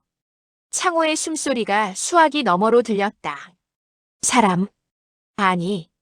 개. 걔를 왜 내가? 정우는 길게 설명할 시간이 없었다. 지금 아니면 늦어. 형, 돈은 내가 어떻게든 맞출게. 한 번만. 창호는 욕을 한 번 뱉고는 결국 짧게 말했다. 몇 시? 오늘 밤. 아니, 최대한 빨리. 어디로? 정우는 멈칫했다. 어디로? 가장 중요한 질문인데 아직 확정이 없었다. 정우는 눈을 감고 말했다. 내가 지금부터 만들어. 전화를 끊자마자 바로 두 번째 전화. 동물병원 한결동물병원이었다. 예전에 길고양이 다친 걸 치료해준 곳. 그때 정우는 진짜로 고맙다고 고기를 공짜로 준 적이 있다. 그 기억이 지금은 빚이 됐다. 네, 한결동물병원입니다. 정우는 숨을 고르고 말했다. 원장님, 저 정우인데요. 정육점 하는 기억하시죠? 예전에 고양이. 아, 정우 씨. 무슨 일이에요? 정우는 그대로 말했다. 숨기면 늦는다. 부상 개들이 있어요. 여러 마리. 오늘 안에 옮겨야 해요. 응급 개체만이라도 받아주실 수 있어요? 원장은 바로 답하지 않았다. 대신 물었다. 몇 마리요? 상태는 11마리. 눈 염증 있는 애도 있고 다리 끄는 애도 있고 제대로 못 먹은 애도 있어요. 정우는 자기도 모르게 11이라는 숫자를 더 단단하게 말했다. 그 숫자를 잊으면 안 될 것 같아서. 원장이 짧게 한숨을 쉬었다. 저희도 자리 넉넉하진 않은데. 그 말이 끝나기 전에 정우가 말했다. 돈은 제가 책임질게요. 부족하면 가게로라도 갚을게요. 원장이 작게 웃는 소리를 냈다. 웃음이라기보다 사람의 마음이 꺾이는 소리였다. 응급 2마리. 더는 정말 어렵고 대신 제가 아는 보호단체에 연결해 볼게요. 정우는 숨이 풀렸다. 감사합니다. 진짜로. 정우 씨.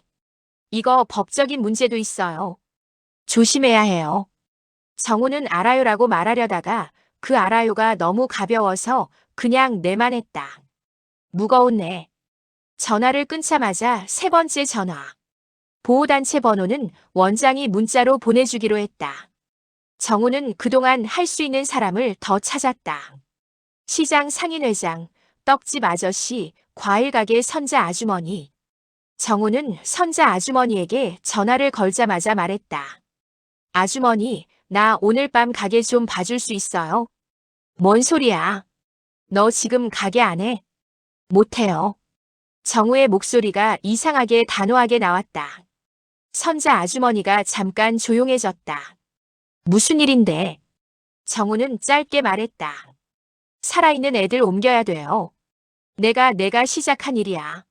선자 아주머니는 한참 있다가 툭 말했다. 또 오지랖이냐? 정우는 그 말에 잠깐 웃었다. 웃음이 나오면 괜찮아지는 줄 알았는데 웃음은 목을 더 아프게 했다. 오지랖이라도 이번엔 끝까지 가볼게요. 선자 아주머니가 욕을 한 번 했다. 그리고 욕 끝에 결국 알았다가 붙었다. 가게는 내가 봐줄게. 대신 너 다치지 마라. 정우는 고개를 끄덕였다. 전화기 너머라 보이지 않는데도. 네. 전화를 끊고 정우는 정육점으로 뛰었다. 셔터를 올리자 냉기가 확 쏟아져 나왔다. 고기 냄새가 반갑지 않았다. 오늘은 돈이 아니라 시간과 생명이 걸린 냄새였다. 정우는 냉동창고 문을 열었다. 고기 덩어리들이 가지런히 걸려 있었다. 매일 팔아야 하는 것들. 매일 돈이 되는 것들. 정우는 그걸 한참 보다가 손을 뻗었다. 앞다리살. 그는 계산하지 않았다. 오늘은 계산하면 안 됐다. 계산하면 손해가 먼저 보일 테니까. 정우는 그냥 몇 덩이를 큰 아이스박스에 옮겨 담았다. 손끝이 얼어붙도록 차가웠지만 멈추지 않았다. 그때 가게 문이 확 열렸다. 야, 너 지금 뭐하냐? 떡집 아저씨였다. 소문은 정말 빠르다. 떡집 아저씨는 숨이 찬 채로 들어오더니 정우가 아이스박스에 고기를 담는 걸 보고 눈을 크게 떴다. 너 그 할아버지건 때문에. 정우는 대답 대신 고기 덩이를 더 넣었다. 아저씨가 성질대로 소리치려다 정우 손이 떨리는 걸 보고 말이 멈췄다. 정우는 지금 겁을 먹은 게 아니라 결심을 한 사람처럼 떨고 있었다. 정우가 낮게 말했다. 아저씨, 트럭 필요해요. 사람들 손도. 너 미쳤냐? 미친 김에 제대로 할래요. 떡집 아저씨는 잠깐 정우를 보더니 욕을 또 한 번 했다. 그리고는 바깥으로 나가면서 소리쳤다. 야, 창호, 너 트럭 있지? 이리 와봐. 정우는 그 소리에 목이 메었다. 시장은 이럴 때 이상하게 한 덩어리가 된다. 평소엔 다들 자기 장사 자기 삶인데 어떤 순간엔 다들 동네가 된다. 그런데 그때 정우의 휴대폰이 또 울렸다. 서윤이었다. 정우는 받자마자 말했다. 형사님, 저 지금 연결 중이에요. 병원 2마리 가능하고 보호단체도. 서윤의 목소리는 낮고 빠르다. 좋은 소식이 아니다. 사장님, 단속 나올 수 있어요. 정우의 손이 멈췄다. 단속이요? 민원이 들어갔어요. 위험한 개들, 불법 사육, 광견병 같은 단어로요. 구청이든 상부든 움직이면 빨라요. 정우는 잠깐 눈을 감았다. 머릿속에 절차대로 하면 늦다가 다시 떠올랐다. 절차가 늦는 게 아니라 절차가 시작되는 순간 다른 절차 단속 격리 처분과 같이 시작되는 게 문제였다. 정우가 이를 악물었다. 시간 얼마나 있어요? 서윤이 바로 답했다. 길어야 오늘 밤. 내일 새벽 전에. 정우는 웃음이 나올 뻔했다. 웃음이 아니라 허탈함. 근데 허탈해지면 지는 거다. 그럼 오늘 밤에 끝내야 하네요. 서윤이 짧게 말했다. 맞아요. 정우는 휴대폰을 끊지 않은 채 아이스박스 뚜껑을 닫았다. 쿵 소리가 가게 안에 울렸다. 그 소리가 이상하게 결심의 도장 같았다. 정우는 통화 중인 서윤에게 말했다. 형사님, 저 고기랑 아이스박스 준비할게요. 트럭도 잡았고요. 남은 건 애들 이동 루트랑 받아줄 곳만 확정하면 돼요. 서윤이 조용히 덧붙였다. 사장님, 이건 선의만으로 안 돼요. 위험해요. 정우는 잠깐 멈췄다. 그리고 진짜 솔직하게 말했다. 알아요. 근데 제가 신고했잖아요. 그 한 문장이 정우를 앞으로 밀었다. 그는 그 말을 하고 나서야 이상하게 숨이 조금 편해졌다. 핑계가 아니라 책임이라서. 서윤이 한 박자 쉬고 말했다. 좋습니다. 제가 현장 쪽 통제 최대한 해볼게요. 대신 사장님은 혼자 움직이지 마요. 정우는 내라고 했다. 이번에는 정말로 지키겠다는 내였다. 전화를 끊고 정우는 가게 앞에 섰다. 트럭 기사 창호가 먼 데서 담배를 피우며 다가오고 떡집 아저씨가 누군가를 더 끌고 오고 있었다. 시장 사람들이 하나둘 모이는 모습이 보였다. 정우는 그들을 보며 속으로 말했다. 이게 내 전부다. 돈도 인맥도 가게도. 오늘 밤에 이 전부를 걸어야 한다. 그때 문득 정우는 만수의 얼굴이 떠올랐다. 늦지 않게 해주시오라고 말하던 눈. 그리고 16킬로를 들고 가던 구부정한 어깨. 정우는 입술을 꽉 물었다. 오늘 밤 끝낸다. 그 말이 결심이 아니라 명령처럼 들렸다. 밤이 되자 시장은 조용해졌다. 낮에 떠들던 사람들도 욕하던 사람들도 결국 자기 집으로 돌아가 문을 닫는다. 문이 닫히면 세상은 잠깐 공평해진다. 누가 선한지 악한지 그걸 판단할 군중이 사라지니까. 정우는 정육점 앞에 트럭을 세워놓고 아이스박스를 하나씩 실었다. 뚜껑을 닫을 때마다 쿵 소리가 났다. 그 소리가 자기 심장 박동처럼 들렸다. 옆에서는 창호가 담배를 꺼내려다가 말고 그냥 손만 비볐다. 너 진짜 한다. 창호가 물었다. 정우는 대답 대신 트럭 적재함 문을 한 번 더 확인했다. 잠금 장치가 제대로 걸렸는지 흔들리진 않는지. 고개를 돌리자 떡집 아저씨가 두꺼운 장갑을 끼고 서 있었다.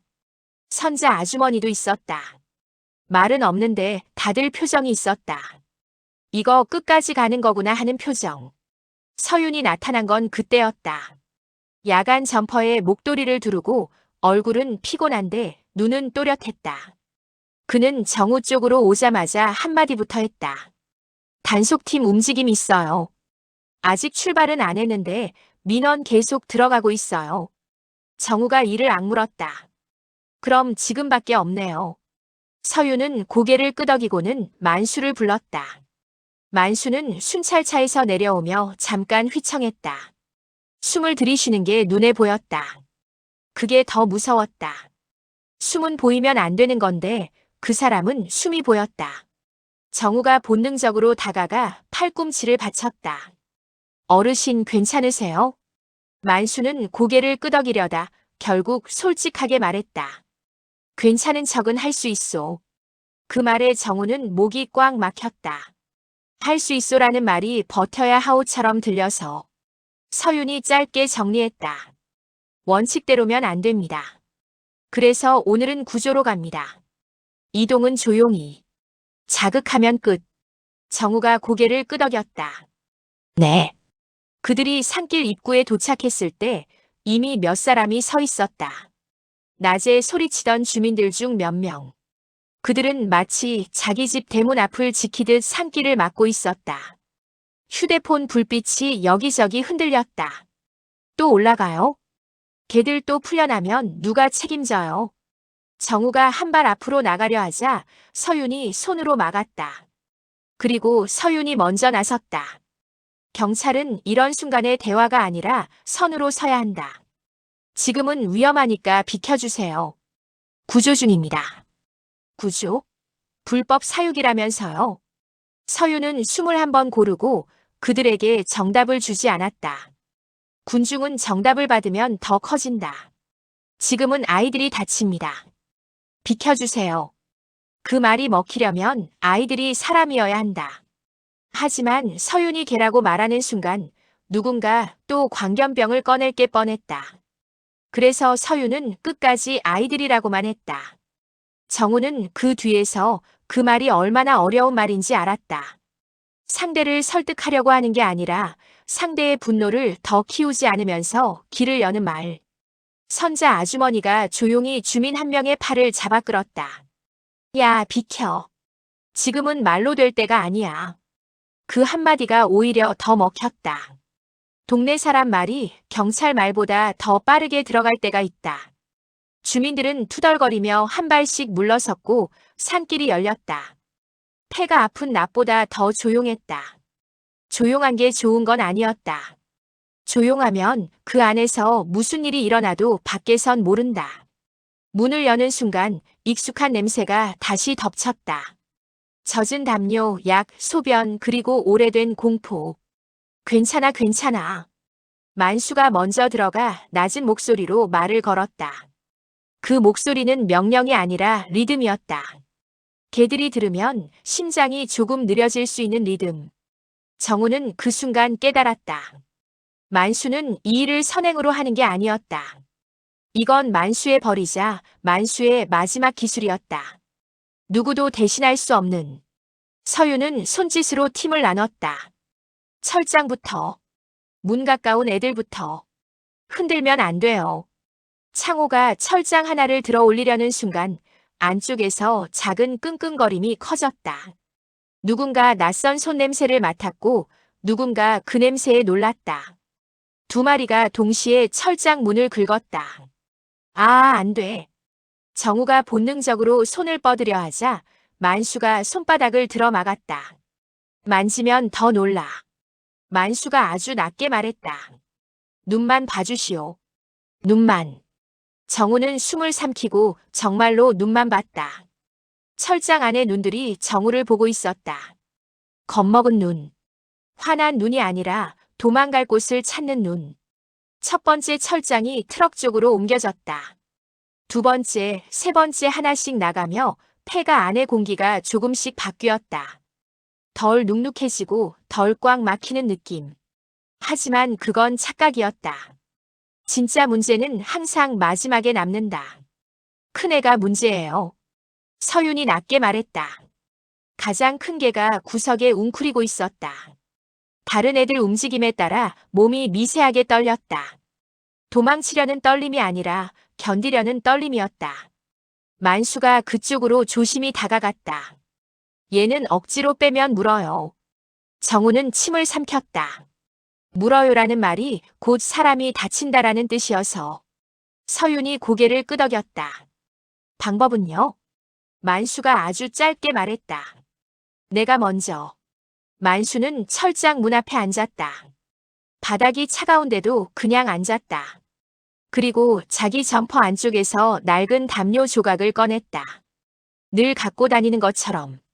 그는 담요를 바닥에 놓고 그 위에 소량의 고기를 아주 조심스럽게 올렸다. 고기는 앞다리 살이었다. 정우가 가져온 것. 정우는 숨을 멈췄다. 만수는 그 고기를 보며 마치 누군가에게 사과하듯 말했다. 먹어. 괜찮아. 큰 개가 고개를 아주 조금 들었다. 눈동자만 움직였다. 냄새를 맡고 다시 움찔했다. 그때 밖에서 소리가 터졌다. 거기서 뭐 하는 거야? 남자 목소리. 낮에 잡혀갔던 그 남자와 비슷한 톤. 아니면 그 남자의 무리일 수도 있었다. 누군가가 민원에 섞여 올라온 것일 수도. 문 열어. 너희 지금 증거 빼돌리는 거지. 그 소리에 큰 개의 몸이 확 굳었다. 공포가 다시 기어 올라왔다. 서윤이 즉시 무전으로 바깥을 막게 했다. 입구 통제. 누구든 못 들어오게.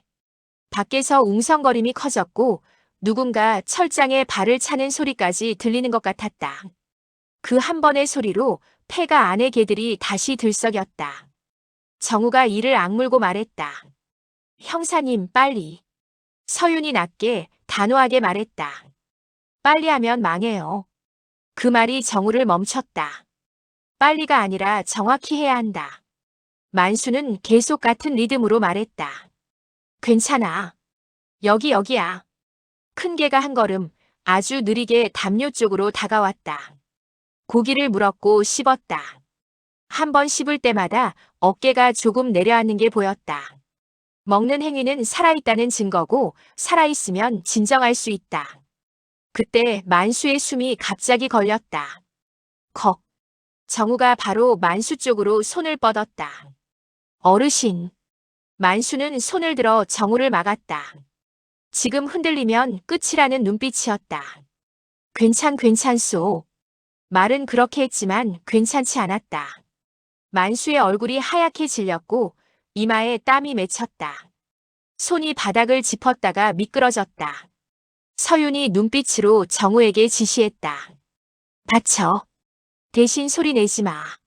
정우는 만수의 등 뒤에 조심히 팔을 넣어 지탱했다. 만수의 몸이 생각보다 가벼웠다.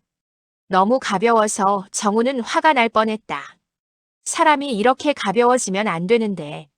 큰 개는 그 사이 담요 위를 밟고 철장 앞까지 왔다.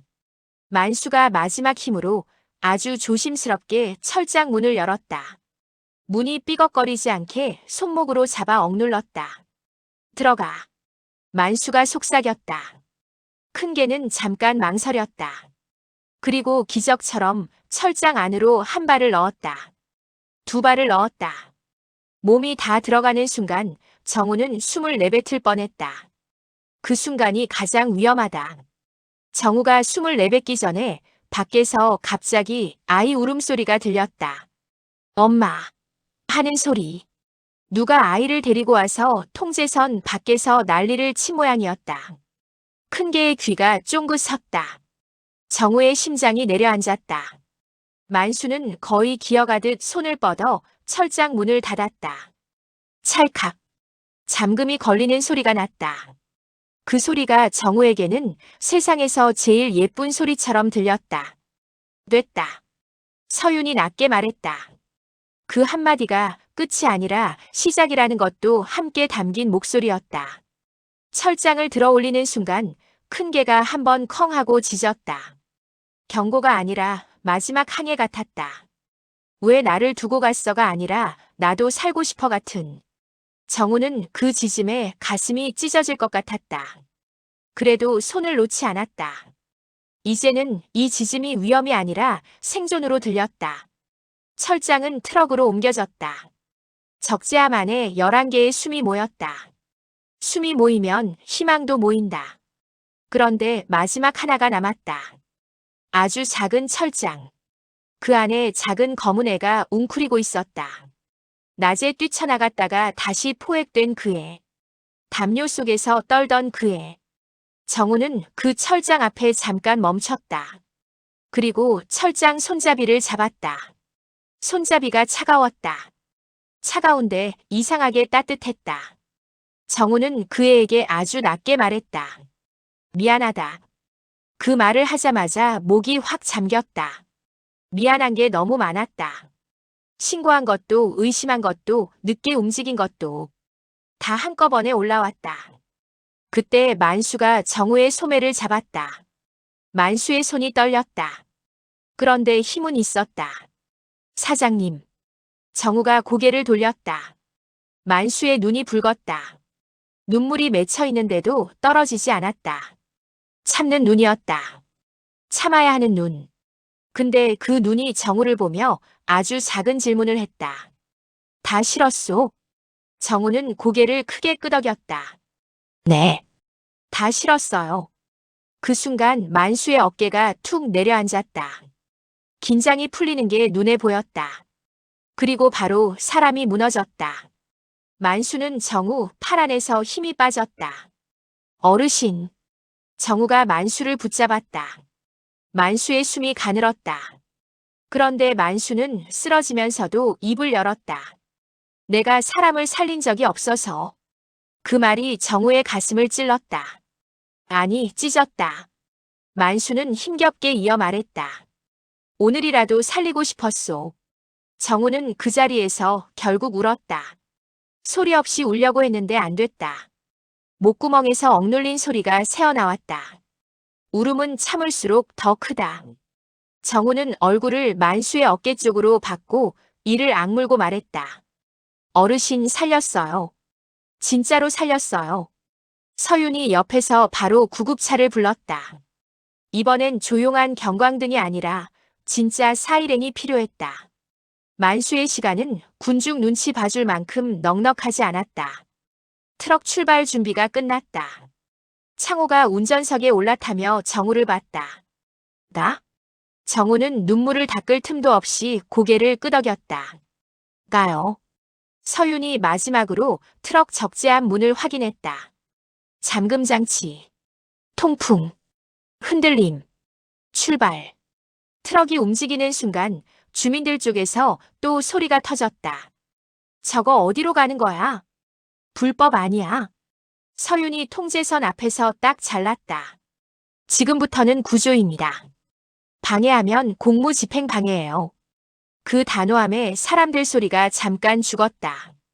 법이 항상 정의롭진 않아도 소리를 멈추게 하는 힘은 있다. 트럭이 골목을 빠져나가며 TAI의 라이트가 멀어졌다. 정우는 그 빛이 사라질 때까지 서 있었다. 사라지면 뭔가가 끝날 것 같아서. 그런데 사라지자 끝난 게 아니라 오히려 시작이 더 크게 느껴졌다. 구급차 문이 닫히기 직전 만수가 정우를 아주 약하게 잡았다. 사장님. 정우가 몸을 숙였다. 만수의 목소리는 거의 숨이었다. 16 내일은 안 사도 되겠지. 정우는 그 말에 다시 목이 메었다. 내일이라는 단어가 만수에게는 희망이 아니라 작별 인사처럼 들려서 정우는 울음 섞인 웃음으로 말했다. 네, 어르신. 내일은 안 사셔도 돼요.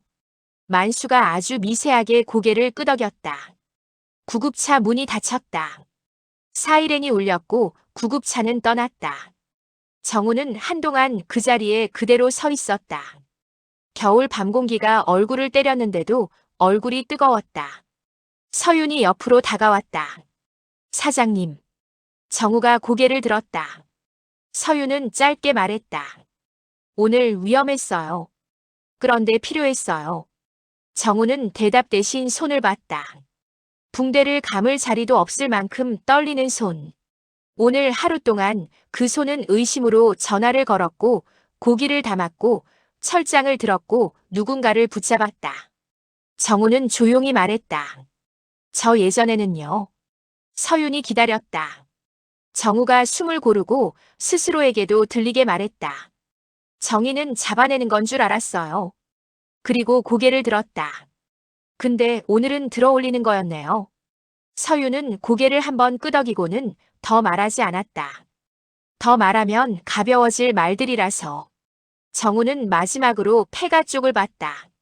거기엔 아직 냄새가 남아있을 거고 멍든 손목의 기억도 남아있을 거다. 하지만 그 안엔 이제 11개의 숨은 없었다. 정우는 속으로 아주 짧게 다짐했다. 내일 아침 장부에 16을 쓰더라도 그건 의심의 숫자가 아니라 살린 숫자다. 그리고 그는 처음으로 내일이 무섭지 않았다.